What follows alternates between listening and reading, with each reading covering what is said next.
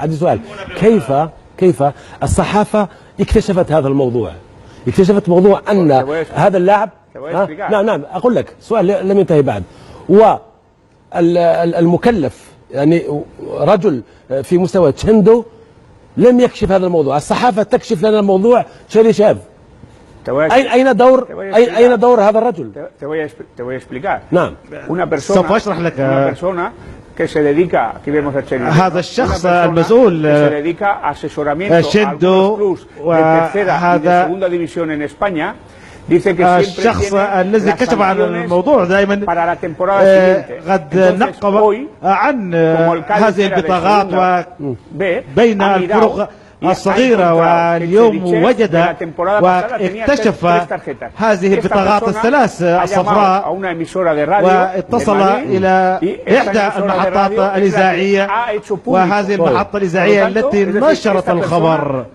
هذا الشخص شكله برشلوني، هذا دائما يكون كتالوني، هذا لا أدري إلى أي فريق ينتمي. وهذا الشخص الآن أصبح شخص مشهور، وكل المحطات الإذاعية تسعى لمقابلته.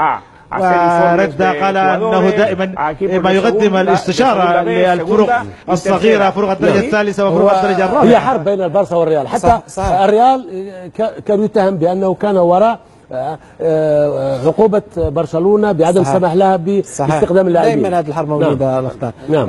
أظن أن المشكل كان بداية الموسم كما قال باكير، وأن بداية الموسم عندما أتى اللاعب كان معارض إلى ريال، المفروض عندما أتى نطلع على ملف اللاعب المفروض يعني موقوف من الكأس، المفروض لا مثل ما نجري فحوصات طبية. المفروض صحيح هذا الشيء تجب عندما ينتقل اللاعب أو عندما عاد اللاعب إلى ريال مدريد. المشكلة الآن فعلا صحيح أن ربما المسؤول الأول وهو تشيندو يتحمل مسؤوليته، لكن يبقى دائما القرار. هناك عندهم حجة فريق ريال مدريد أن البطاقات تلغى من بداية الدور الثاني أو الثالث، لكن الآن كيف تفهم أنت؟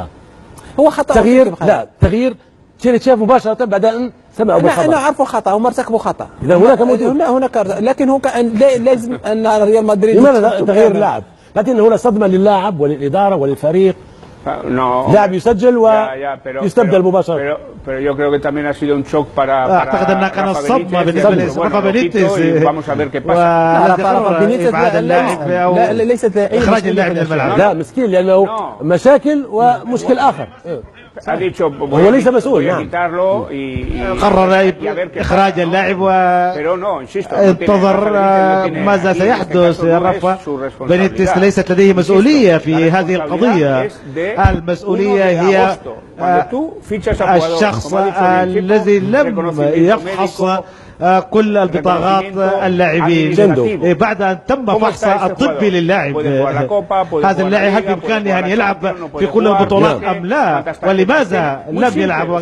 كم عدد البطاقات التي تلقاها؟